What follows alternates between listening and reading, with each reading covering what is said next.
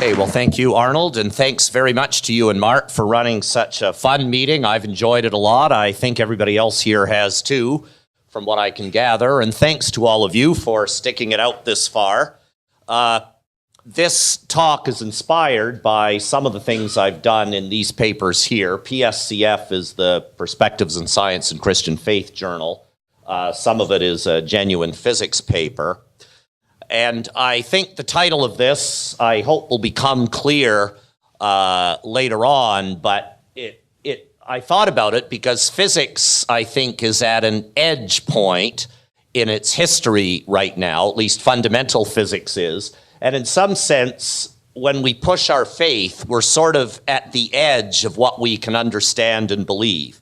So let me orient you, I hope, like this. In 1869, a guy named Dmitri Mendeleev figured that the basic elements of nature, which by around that time people knew all substances were made of a finite number of basic things, they could be arranged in a pattern, and this is the earliest periodic table I could find. And we know there's been a lot of progress since then. This is the modern periodic table that has all the various elements with some of their properties in it, and I'm guessing how many people saw this at least once in their educational career? Good. I'm trying to start with common ground.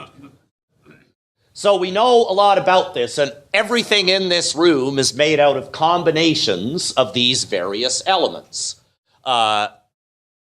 Where we are now in physics is at an analogous place in the subatomic world. And I thought to illustrate this, I would march you through how this happened rather quickly to give you a feeling of how the picture is fleshed out. When I was born in the 1950s, we didn't know there were things called quarks.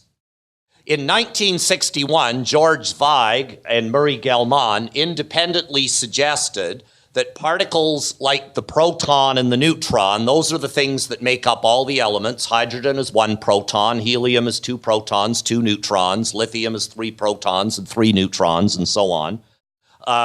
They're made of things called quarks, and they proposed there were 3 of them, and they had names, up, down, and strange. And we already knew the electron and a partner to the electron called the neutrino existed. And there was another funny particle, unstable. It was called the muon, and it looked just like the electron in every way, except it was heavier. And it would unstably decay into the electron and some other things. These things at the bottom are called leptons. Oh, by the way, in terms of the movie we saw last night, this is going to be heavy on the left brain side, this talk. For those of you that either need to be reminded or those that are not familiar, a proton is made of 2 of these things and 1 of those, 2 ups and a down, and a neutron is 2 downs and an up. And that was the basic idea. And there were a lot of other unstable particles seen in subatomic experiments in the 50s, lots and lots of them. And they seem to have a haphazard pattern, but Gell-Mann and Zweig figured out that if you postulated these 3 things existed, all of the mess of those patterns in the 1950s could be seen. And we had light, whose basic particle was the photon. So as we march through the years, 1961, all matter, by the way, everything in this room is made of combinations of these 4 things. Up, down, every particle in your body is up, down, electron, and believe it or not, some neutrinos, since every person has some potassium-40 in it, and you radiate about 340 million neutrinos every day. So, and that, all other matter is unstable that has the heavier stuff in. So as energies and particle experiments got cranked up, more things were discovered. The muon neutrino was discovered a little bit later, and it was discovered the quarks actually had 3 different kinds of charge. Nuclear charge, analogous to electric charge. They called this color, not because it's like red, green, and blue, but rather to express the fact there are 3 different kinds of nuclear charge. We do call them color, but they're not like the colors you see with your eye. So here it goes. In 1974, another heavy quark was discovered called the charm quark. And then a heavier partner to the electron and muon was discovered called the tau. And then we discovered the bottom quark. And then gluons. Gluons are the particles that stick quarks together into protons, neutrons, kaons, pions, and in turn stick those together into what we call the nucleus in the atom. We discovered in 1983 there were three other kinds of things analogous to photons and gluons called weak bosons, and they are the force carriers of the radioactive force. The thing that makes anything radioactively decay ultimately is connected with the behavior of these things, just the way that anything connected with light is connected ultimately to the photon. And anything connected with nucleus is connected to gluons. Then we discovered in 1994 the top quark and the tau neutrino around the year 2000. And then finally in 2013, the Higgs. And in 2016, I've got the graviton here in dotted lines because technically we haven't discovered the graviton directly, but we now have the strongest evidence possible that this thing exists. This table, I just want to point out, every particle in each row is identical to each other in all respects except its mass. Light, medium, heavy. But apart from that, you cannot distinguish the particles in the top row from each other. The same for the middle row, the next row, and the bottom row. There is no pattern to these masses. They just get heavier in different ways.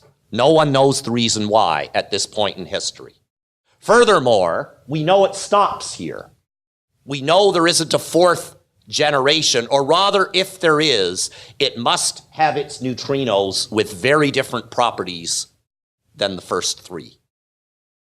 And just this charge down here is electric charge. This is negative charge of electrons that you've probably heard of in chemistry. Two ups and a down, 2/3 plus 2/3 minus 1/3 is +1. That's the charge of the proton. The reason why people found it difficult to accept quarks is because of this fractionality of charge. But ultimately, this won the day, and we have confirmed it with experiment. So the point of showing you this exercise is that in 2018, today, we can summarize everything we know about the subatomic world in one chart, analogous to what we can do with the chemical periodic table. Now, I don't expect you to I can't even read this print from here. I just am showing you this picture to express this remarkable human achievement that in my lifetime, the idea of quarks hadn't even been conceived when I was a toddler, and now we have mapped out the subatomic world. This is the triumph of 21st century physics. In the last 5 years, all of us have lived through two of the most remarkable scientific discoveries in history. One is that of the Higgs boson, that was first thought to exist 50 years ago, but, 55 years ago now. It took 50 years from its conception to finding it in experiments at the Large Hadron Collider. And this is a picture of one of the bazillions of events they find that ultimately let us see the Higgs. And 2 years ago, we finally found gravity waves. This was 100 years from theory to experiment. The basic idea of Einstein's theory of relativity is that gravity is fungible like a rubber sheet. And just the way a heavy rock will warp a rubber sheet, a heavy object like a star or even a planet will literally warp space. And if space is warpable, you should be able to, if you shook a heavy rock, just the way you would get ripples of rubber going out, if you have two heavy things crash together, you'll get ripples of space and time coming out. And we found these, well, I didn't personally, but the LIGO collaboration found these 2 years ago. So we have now discovered, at the risk of inappropriately echoing Kelvin, everything there is to be discovered, and I'll clarify that in a minute. Let me say a little bit about the Higgs, because this is going to matter for what I want to say theologically. What was done in the Large Hadron Collider is you collide two protons together. Here are the three quarks stuck together with gluons in these protons, and you smash them together at energies of 8 trillion electron volts. What does that mean to the everyday person? When you light a match and make fire, that's caused by chemical energy. And the typical energy of an atom in the fire is about 10 electron volts. So this is about 800 billion times per object greater in energy than what you have in a typical fire. So they crash together, and the way particle physicists figure this out is you just measure the stuff that comes on out of collisions in a substance, in a quantity called a cross-section. And if all you have is stuff smashing together and flying off into other stuff, you get a predictable fall-off. But if you make a new particle, you get a bump in the fall-off. And so this bump is the Higgs boson. And the location of where this happens energetically tells us the mass. And this is the mass we now know for the Higgs, 125 billion electron volts. If you want to see this in kilograms, it's 2.22 times 10 to the negative 25 kilograms. If you want to measure it, for those of you more familiar with chemistry, it's about 130 times as heavy as a proton. So, the Higgs field, there's two kinds of Higgs things that you could get confused about. The Higgs field is something that pervades everything in the universe, and all known particles feel it. And it kind of causes a drag force on particles, and that drag force is what we call mass, or what we perceive as mass. So just the way if you dropped an anvil in a swimming pool and dropped a rubber ball in a swimming pool, they'd both fall down, but the anvil would go faster because the buoyant force, the drag of the water on the anvil, is less than it is on the rubber ball. The same kind of thing is what the Higgs does. So the Higgs doesn't drag electrons very much, but it drags the top quark a lot. The top quark is really slowed down by the Higgs, gets very, very heavy. The Higgs particle, this thing they discovered, is the simplest excited state of a Higgs field. Or to put another way, if you were in a swimming pool and you just randomly splash, you'll get waves and ripples going around. But if you had a group of people consistently pushing the energy all in one direction and all in the other, you'd get a glob we call a wave. And that wave glob to water is analogous to the Higgs particle in the Higgs field. The Higgs boson is like a glob of Higgs field. It doesn't last very long. It decays very quickly. But it is an identifiable structure. The exciting thing about this is a mechanism for where mass comes from. Your weight on the scale ultimately is due to this guy right here, this Higgs boson. It does not explain, however, what the different values are. So the question of why is the electron a light particle? Why is an up quark heavier? Why is a bottom quark even heavier? Now becomes a question. Why does the bottom quark have a stronger drag with the Higgs than the electron does? So we can put in these numbers, and they have this unified mechanism, but the actual values are not explained in the model. What about gravity waves? Well, what was seen originally in the first LIGO observation, we now have 4 or 5 of them, is the collision of two black holes. Here's a picture of what we think it looks like, and these ripples are literally the ripples of space coming off of the collision, which, by the way, releases an energy equivalent to 3 times the rest mass energy of the sun. You know, Einstein's E equals mc squared? Put in the mass of the sun to that equation, multiply by 3, and that's the collision energy in the waves. Because they're a billion light years away, it's a very tiny ripple on Earth, but not too tiny that the LIGO people couldn't see a matchable pattern at the two different stations in Washington and in Louisiana. And what you actually can do is match very carefully the in-spiral to the collision to the, when it's a bigger black hole, it vibrates and slowly settles down, and it produces a predictable wave pattern that is now very well matched between theory and observation. So it's a triumph of what we call the Standard Model. Today we have a physical theory. We call it the Standard Model, and it describes every known subatomic particle, every known subatomic interaction. It includes gravity. All the particles in this model have now been discovered. And all experiments are in agreement with the predictions of this model.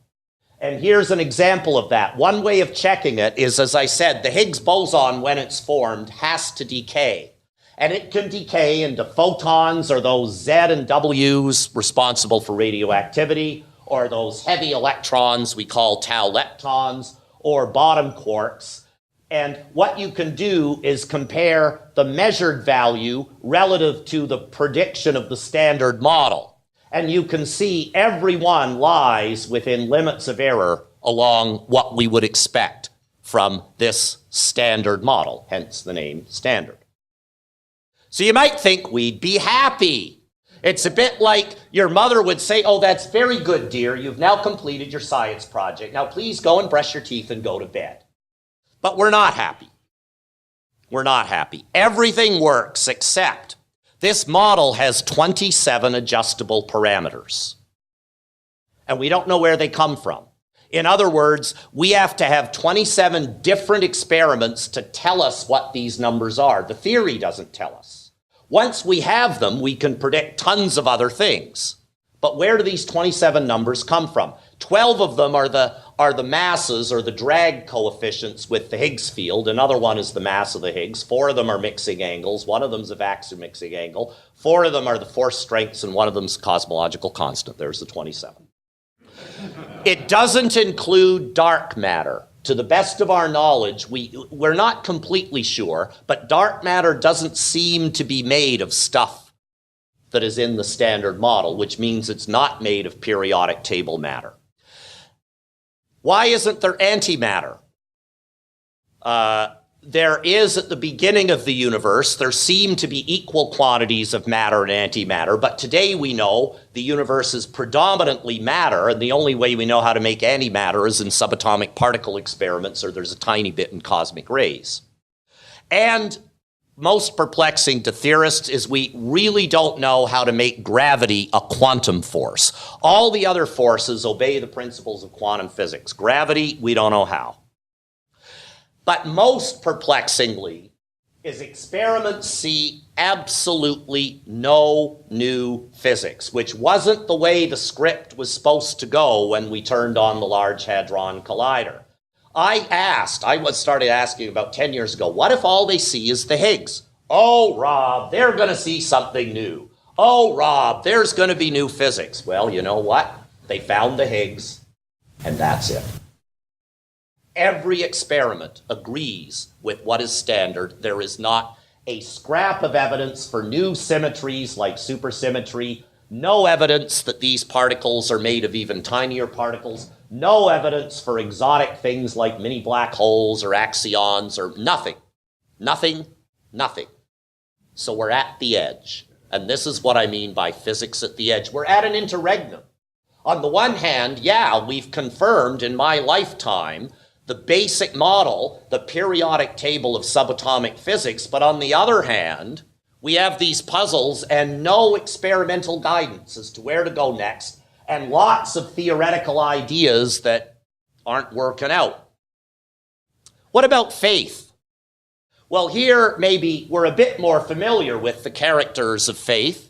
Mary, when she meets the angel Gabriel, is at the edge of her faith. What? How can this be? I'm a virgin. You're telling me I'm pregnant. Doesn't fit. Job, why this suffering? This poor guy with all the boils on his body.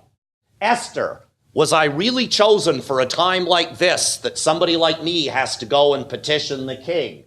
Daniel in the lion's den. a very famous children's Bible story that pushes his courage to the limits, his courage in God. And Thomas, I won't believe it until I see for myself. And the risen Lord, that's why I love Thomas so much. He's the scientist in the Bible. And you know what? God loves the scientist. Like we often say, oh, it would have been better if Thomas hadn't. I love the fact Jesus, all right, okay, check it out, man. So, when we go to the edge of our faith, here's physics and theology. I found the God particle. I found God. So this guy is asking, what is the world made of? But theologically, what does it mean when we find the answer? And I do physics partly because I'm just as interested in this question as I am in that question. And perhaps each of us are here too in our own ways. And in exploring the edge of our faith, I think we want to have open-minded conviction, right? And that's a bit of an oxymoron like educational television or jumbo shrimp or something like that. But I think we do. I think on the one hand, we want to store up knowledge, as it says in Proverbs. The wise store up knowledge. The mouth of a fool invites ruin. Of course we want to be open enough to new knowledge, to the possibility we might be wrong. And yet we also want to say with Job, I know that my Redeemer liveth, despite the fact the evidence at the moment looks against it. How do we balance these things? That's what I want to do for the rest of the talk from the perspective of physics. What I'm going to do is I think there's three basic things we don't understand I'm going to talk about. One is nothing. I'm going to talk about nothing because we don't understand nothing. We also don't understand everything, so I'm going to talk about that too. And believe it or not, we don't even understand something, so I'm going to talk about that too. Well, what do I mean by that? I'm going to flesh these out. One is our vacuum is vacillating, and it raises theological questions. Our universe has particular features that are very puzzling, that have to do with our understanding of everything. And our universe is not as straightforward as we might think it would be. At a very basic level in physics, it is contextual. So, the edge of nothing. Nothing is nothing, right? Well, not in quantum physics. Nothing is what we mean by a vacuum. What's a vacuum? Emptiness. But in the quantum world, emptiness literally can fluctuate all these subatomic particles in and out of existence perpetually. So here's the standard model in a different way, where the leptons and quarks and gluons, photon, the weak radioactive guys, and the Higgs are grouped together, and the blue lines tell you what interacts with what. And it's a bit complicated, as you can see. Here's to remind you of what the Higgs particle and field difference is. What I want you to do, or what I want to do, is focus on this part right here. This line from the Higgs to the Higgs tells us that the Higgs boson interacts with itself. And that turns out to be quite significant. So here's that part of the picture. And the way we understand this line right here is with an energy diagram. So let me put on the axis. This is a measurement of the potentiality of energy. So this is high energy potential, this is low potential. And really, it's not a whole lot different than my wallet is at high gravity potential here. If I let it go, it falls to low potential. So when you see an energy diagram like this in physics, it means if something is here, it wants to go to the lower place. Just the way if something is higher up, it wants to fall to the lower place. So the horizontal axis is a measure of how strong the Higgs field is. So shortly after the Big Bang, the universe is hot, the Higgs field has high energy, and it's right up here. We're at this high energy state. The Higgs boson has 0 magnitude. And particles have no mass. So there's the Higgs at the beginning of the universe. But as the universe expands, it cools down, and that means that the Higgs field dilutes in energy. So this guy says, oh, I can get to lower energy. So I'm going to go down here. And we can measure the magnitude of this Higgs field in units of energy, and it turns out it's 246 billion electron volts, which is about 246 times heavier than the proton. This is not the mass of the field, this is the size of the field. It's a distinction. Empty space is now not in this high energy state, it's in this low energy state. This little gap here is the energy of empty space. It's the energy of our vacuum. It's the energy of nothing. But this is a puzzle. Why? Well, you can calculate what that energy should be from quantum physics, and you get a number, and the number is 10 to the 120 times larger than what we observe. Theory says it should be 10 to the 112 ergs per cubic centimeter, but experiment, observation says it's 10 to the minus 8. Okay, well, if you're out by a factor of 10 to the 120, your theory has a bit of a problem. This is called the cosmological constant problem. But even more puzzling is this tiny little bit here is 72% of the total energy budget of the entire universe. Our stuff here is only 5%, not even 5. When I was a kid, everything, the kind of stuff in this room was supposed to be the total energy budget. Now we know it's only a small part. But even more puzzling, this is what was discovered after the Higgs. If all we have is the standard model, then the vacuum, nothing, is unstable. And that was found out by these guys here, Butazzo et al. In this paper, 2013. Now that the Higgs is discovered, what if the standard model is all there is? What if there are no new particles to be discovered? Well, it turns out this energy diagram changes a lot. This part here that I've shown is actually this small part up there, and the quantum corrections induced to this from the known particles mean that we have a lower energy vacuum. And so this safe place we think we live in is actually unstable, and the Higgs can tunnel to a much lower state of energy. We don't know what that will be, but we know it's less than this, and less by a lot. So you have this diagram, and it turns out this crucially depends on how heavy the top quark is and how heavy the Higgs is. This dot is the real world. The top quark is about 172 GeV, 172 times the proton, and the Higgs is about 125 times the proton. And these circles are the error bars around that.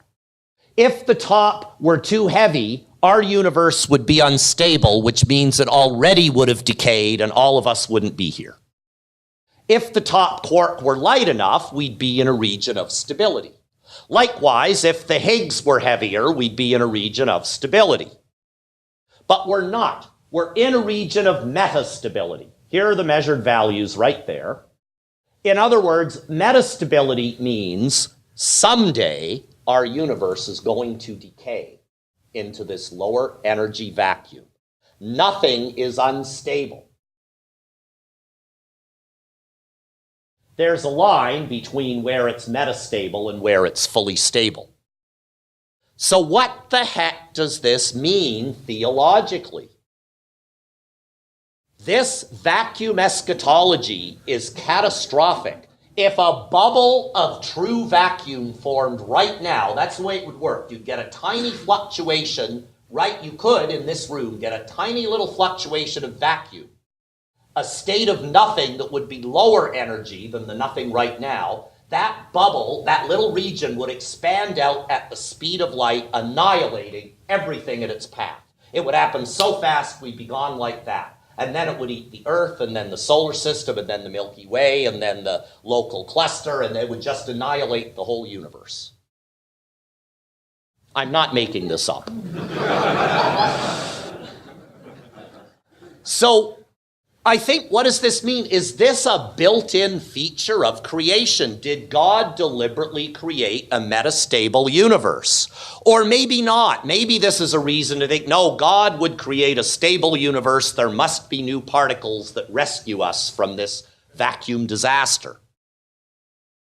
Is it sinful? Or not? The question is there. If the vacuum is unstable, it raises different questions about what it means for God to create. Now, I think one thing it means, we hope in nothing less. Our hope is nothing less than, that's the hymn, right? We need it, certainly if it is unstable or metastable, ultimately we must rely on God for our very existence. Now, we sort of know that already. But I think it expresses there is a need for a physical eschaton. Our hope is in the stability of the new creation.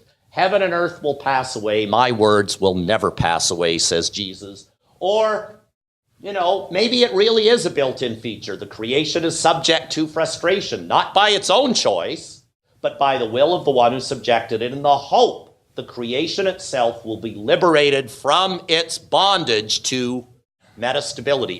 Decay. So that's problem one. Problem two, the edge of everything. If you think, thinking here goes nothing, well, that could be the start of everything, and in fact it is. Now, I don't need to say a lot about how we get there because Dennis Danielson did it very well at the beginning of the meeting. But way back when, I think everybody here knows, the universe appeared to be geocentric. Looks that way. Everything goes around the Earth. Venus had no phases. There was no observed stellar parallax. People didn't believe this because they were stupid. They believed it because, kind of looks that way. Sun goes around, moon goes around, stars go around. And this model is computationally efficient. It lasted over 1,000 years. In fact, I've been told that if you put the Ptolemaic model on a computer and calculate the motion of the planets, it's actually more efficient than Newtonian physics. But we don't believe it because Newtonian gravity in the Copernican context is better. And as Dennis points out very well in his books, people were not originally hostile to this idea. Here's a quote from Nicholas Cardinal von Schönberg saying, I learned you mastered the discoveries of the ancient astronomers uncommonly well, but also had a news cosmology in which the Earth moves. The sun occupies the lowest and central remember the lowest, this is excrement, this is a step away from you-know-where, from he who will not be named. So I entreat you with earnestness, learned sir, unless I inconvenience you, but so nice people were polite those days. Unless I inconvenience you, do your students ever ask you if they inconvenience you? To communicate this discovery of yours to scholars. And send me at the earliest moment your writings. They were interested in this stuff originally. But I digress. What I want to point out is the Copernican Principle has been very powerful and effective in physics. And its chief lesson is be very wary of assuming uniqueness to your own observational viewpoint. And where it's relevant is in cosmology. It suggests that our observed local universe means that it looks the same in all places as well as all directions. In other words, it's been elevated to a cosmological principle that the universe is homogeneous and isotropic at every point. What does that mean? Well, it's not hard to understand. Homogeneity is like a brick wall. If you step to a different place in a brick wall, it looks pretty much the same. It doesn't look the same in every direction, but it looks the same from place to place. A sea urchin or a porcupine is a thing that if you're in the right place looks the same in all directions. Now what we see observationally when we look at very large distances is this feature. This principle allows us to infer that feature. And we have no reason to believe it is not correct. Here's an example of homogeneity and isotropy for the universe in terms of how we think galaxies form. It's not fully smooth, featureless. Rather, it's like being in a Harry Potter movie with all the spider webs. We have spider webs of galaxies, and at a large enough scale, spider webs look pretty much the same in all places and all directions. But it doesn't mean it's featureless. This is a big cluster of galaxies. Here's a thin thread. Here's a void. There's another void, etc., and etc. Is this principle universally applicable? It's been elevated to the principle of mediocrity. It basically says if you draw an item at random from various possible categories, it's more likely to come from the numerous category than the not, right? If you have your drawer and most of your socks are black and maybe, let's say you got 20 pairs of socks and 17 are black and 3 are white, grab one, you're probably going to pull out the pair of black socks, right? Makes sense. People think this perhaps applies to everything in the universe, but there's a place where it does not. You can ask the question, is our universe a typical specimen out of all possible ones? And there's one way in which it's not for sure, that this cosmic mediocrity would suggest the universe is the same at all times. But we know that's not true. We know it has a developmental history. People posited this, the perfect cosmological principle, same in all places on average, same at all times on average, but we know the latter is not correct. It has a developmental history. It will look very different a billion years from now than it did 10 billion years ago. In fact, here's a cartoon picture that helps us ask this question. Here's the Big Bang, the injection phase of the universe, about 13 billion years ago, almost 14, when it started.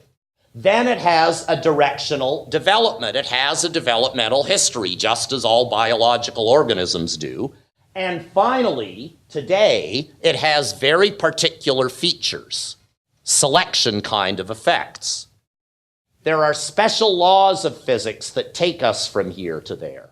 There are special structures of nature that don't seem typical. And there are special initial conditions, so it seems, that get us here.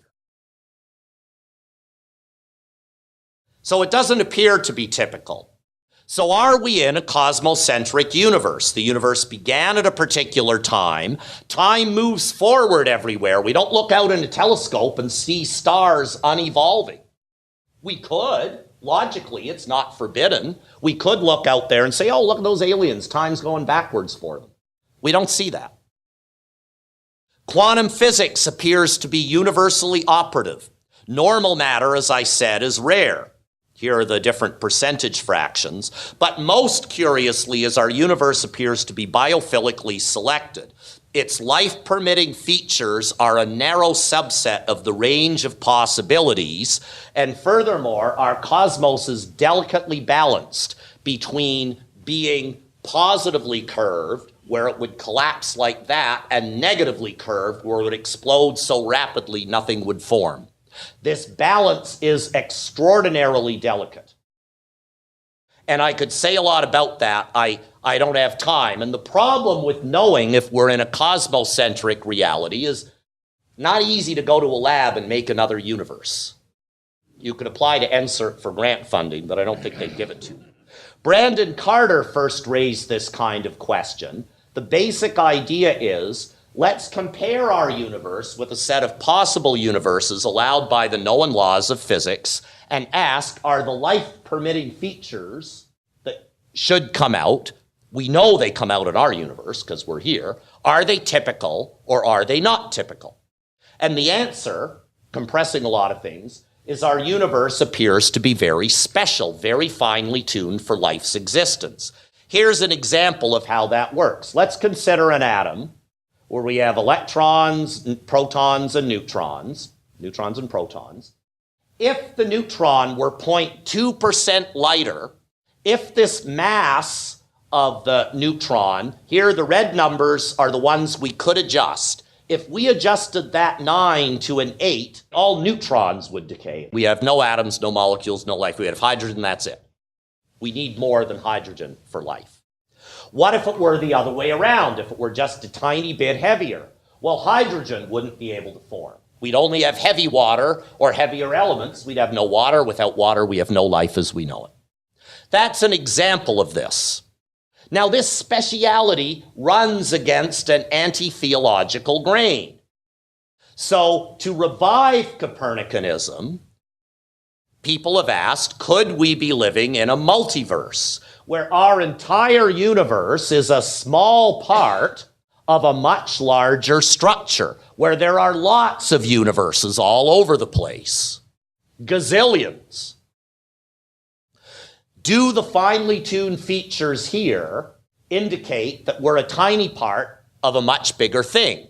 So so if you have a lot of possibilities, right, a drawer mostly black socks, we're the white socks in the drawer. Well, if you have a drawer with lots of kinds of socks, well, maybe there are white and we happen to be the white socks.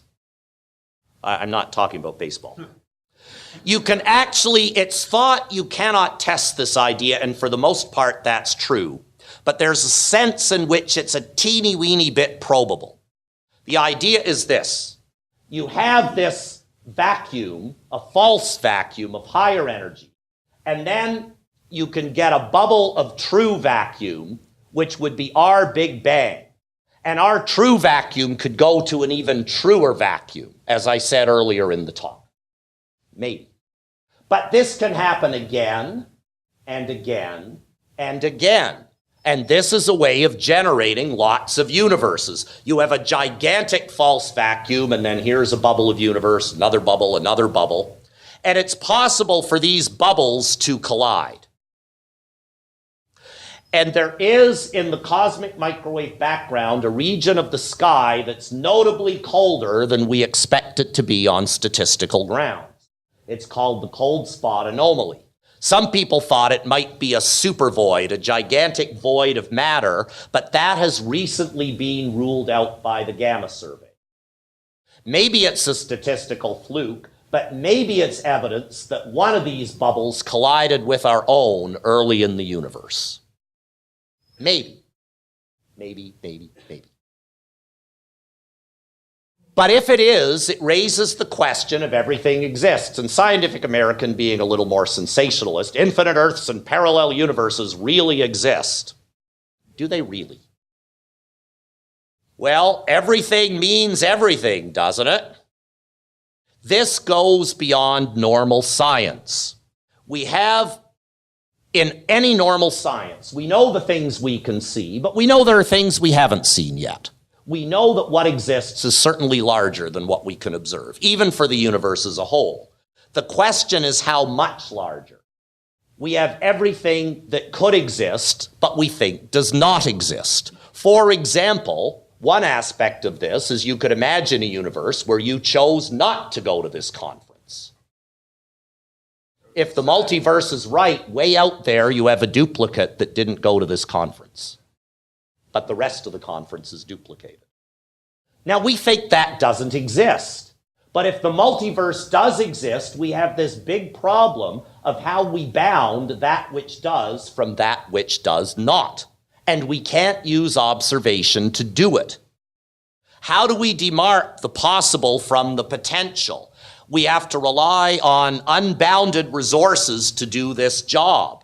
And this is the problem with the multiverse idea. Once you start, where do you stop? If you give unbounded resources, even in a scientific context, literally, you can get anything you want.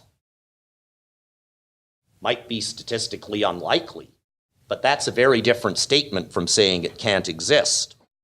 So this goes beyond normal theology. What would Jesus say? I'm the way, the truth, and the life. No one comes to the Father but through me. Jesus affirms a single universe.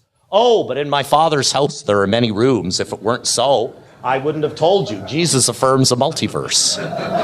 Which is it? Well, we have this problem.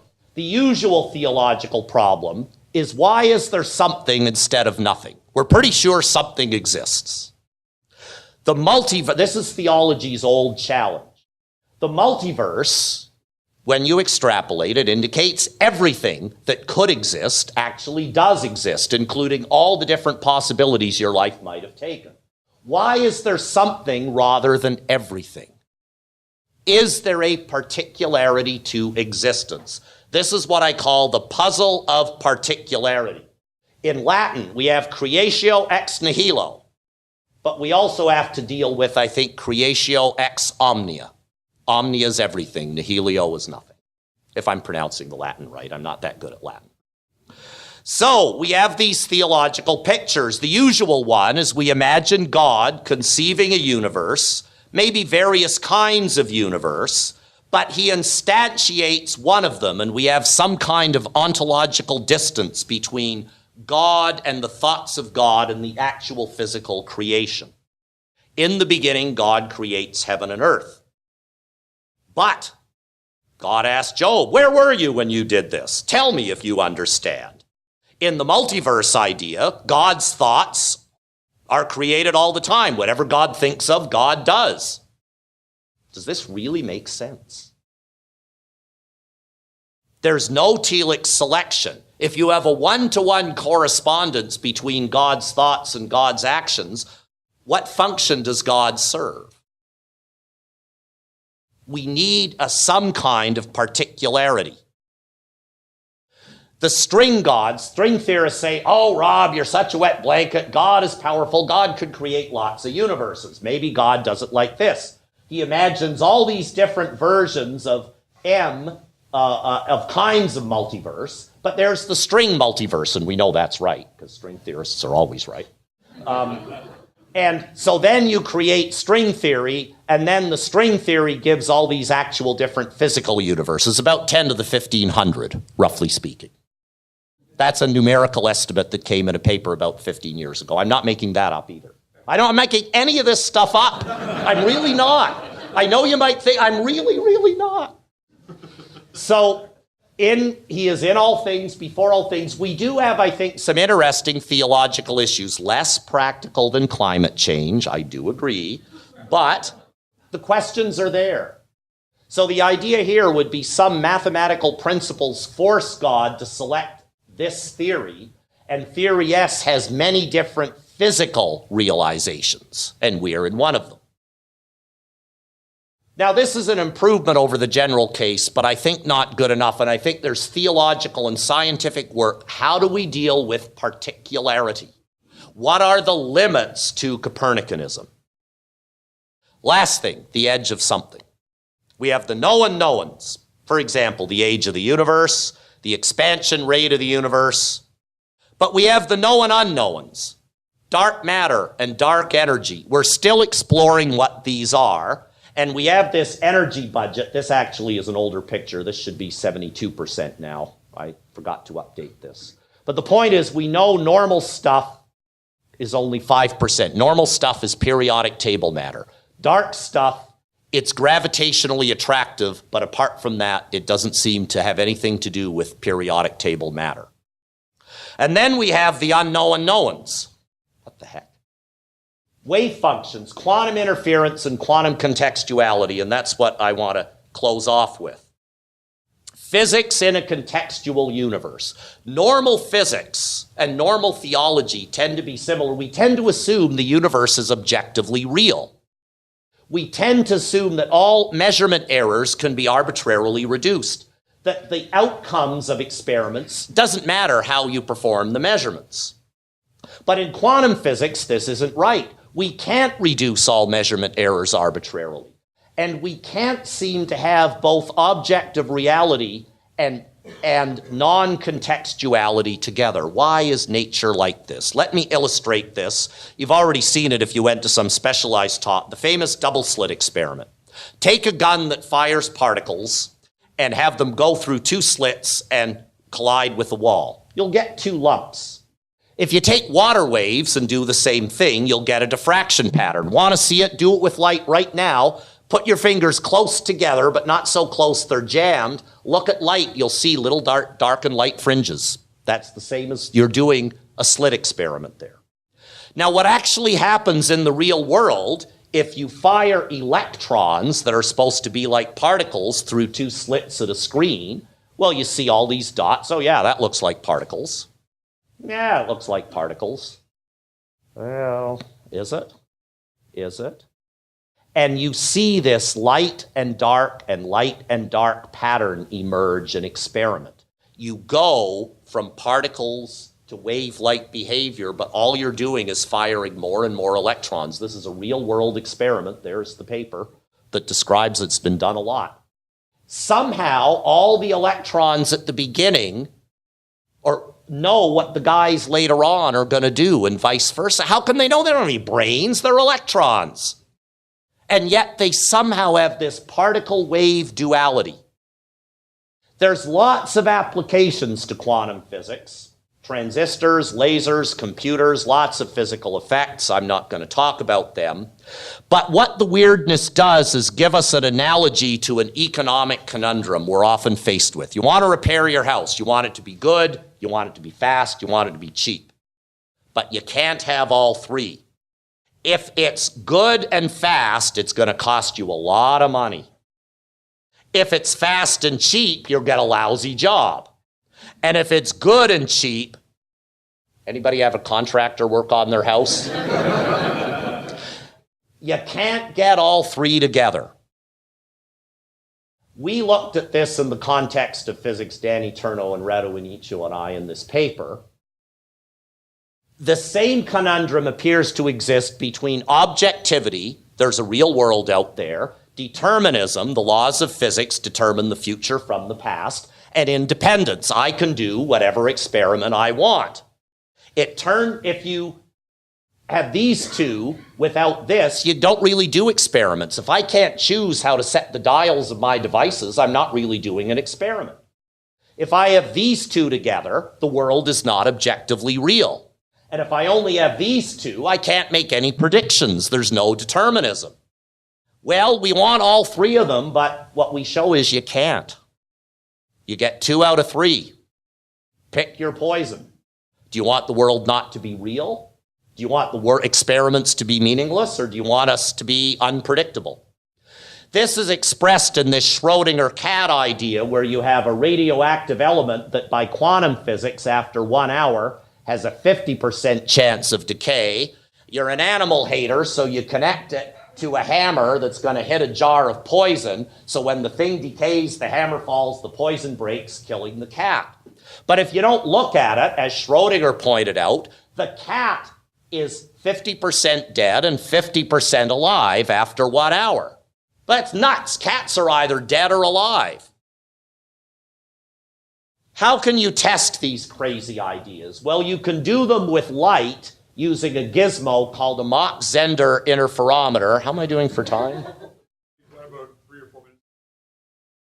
Oh, okay. Let me go ahead then and just, I didn't see a 5-minute call. Sorry, all right. What you can basically do is send light through a splitter and have it go on 2 different paths, but shift the phase of the light along one of them.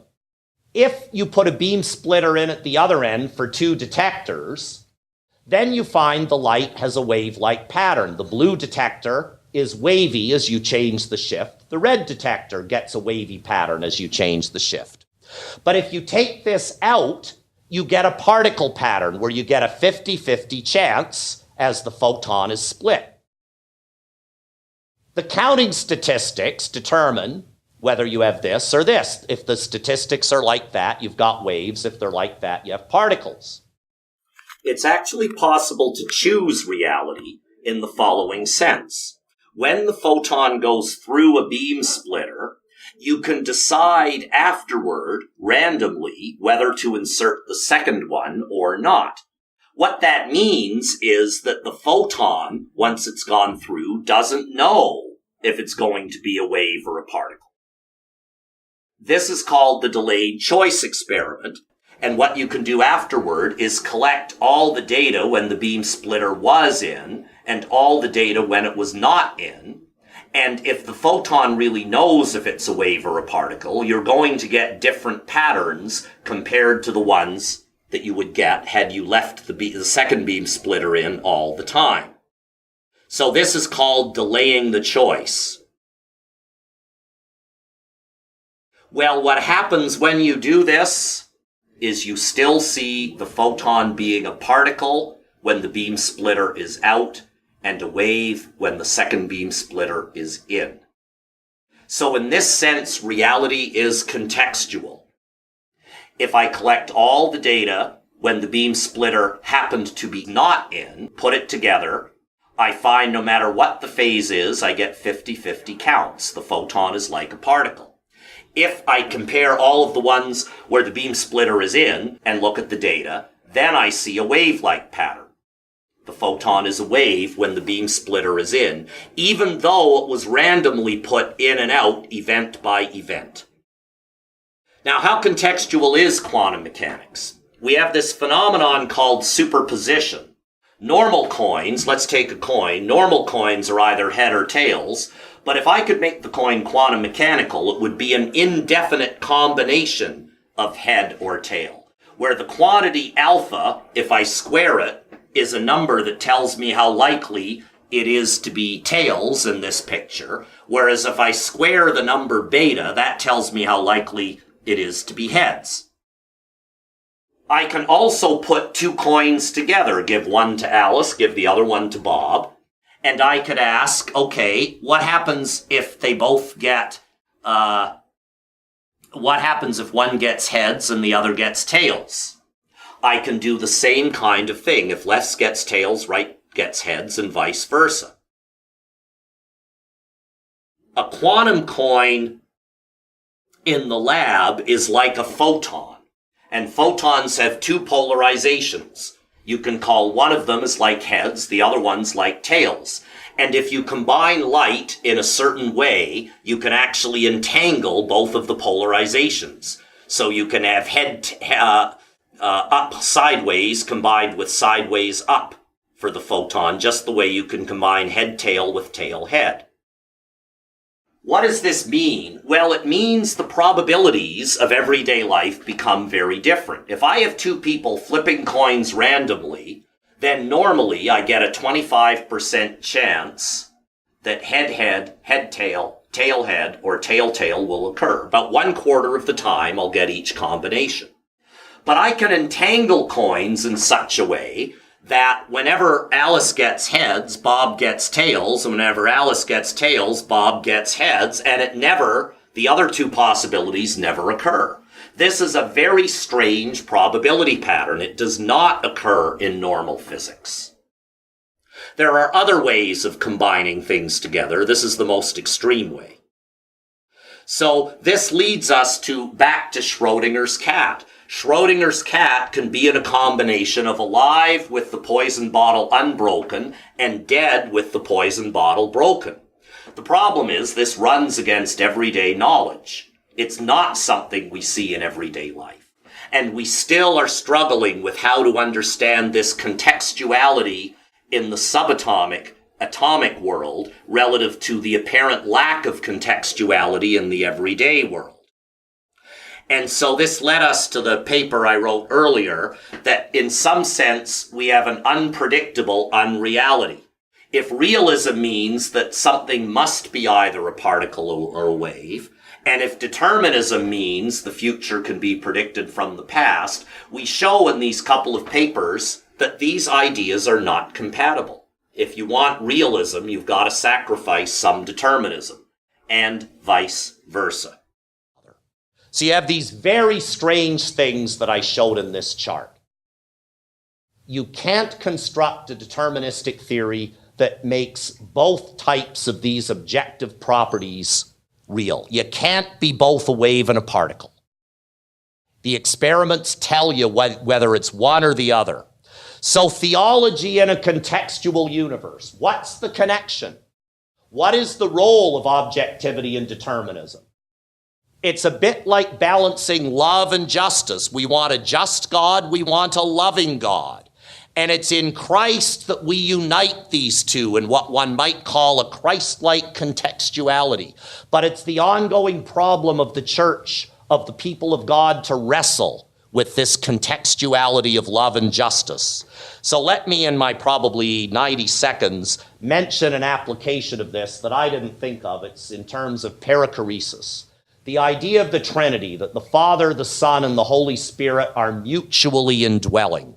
This is like quantum entangled God. And people have pointed this out. Polkinghorne, for example, has pointed out that perhaps quantum physics has something to say about the differences and the unity between Father, Son, and spirit, and that mutual insight can be gained by considering both.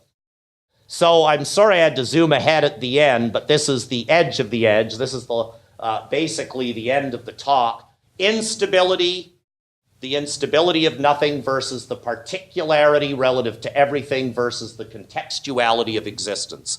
I think physics has a lot of new theological questions to present us with. This is the kind of stuff I like to think about. I'm very thankful to God that I actually get paid for doing this. My wife is even more thankful than I am. She knows I can't do anything else. So thank you very much for your attention. That was absolutely fascinating. I'm interested for you to follow up on how Romans 8 connects with the metastability and stability question. It's something I've been reflecting on myself. But particularly in light, a biblical scholar would say that the word decay is a very bad translation. That word is actually used, for example, in the Septuagint of the flood story where human violence has destroyed the earth. It's a more ecological word about destruction and corruption than about decay. Though Plato and Aristotle do use it to describe the sublunary realm, but that's not in the Bible. So just wonder what you think about that. It's very interesting. Well, I mean, I certainly think, I guess my view would be this. I think it's very valuable to have textual criticism and see what the people at the time actually meant, and they might not mean what we think now. That's a very fair statement and line of inquiry. But I would also say that doesn't mean that we have to think the way they did way back then. We have more knowledge scientifically, and I would contend theologically. So I would say the question is there if the vacuum decays. How could we not ask it? And where I think scientists, at least of the ilk I associate with, get frustrated with Christians, they're just so out of touch with what's really going on in the subject. We should be thinking, not everybody, but some people should be thinking more about the theological meaning of possible vacuum decay. Now, it's not as important as climate change. I get that. It's more destructive, by the way. Good news is, at least it's not our fault.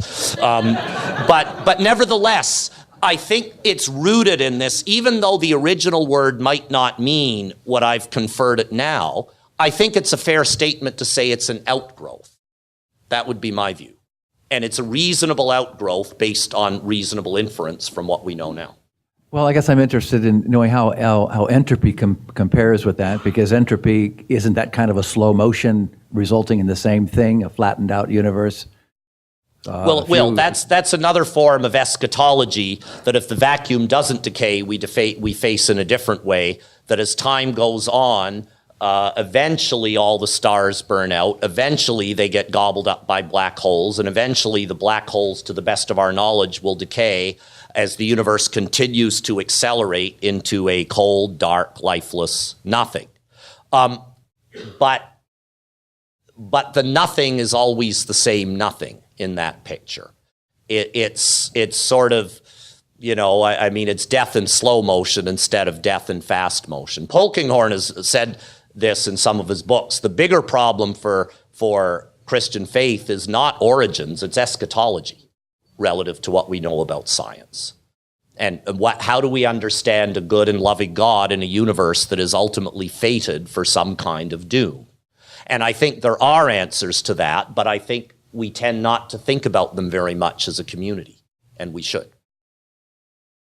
All right, let's thank Rob once again.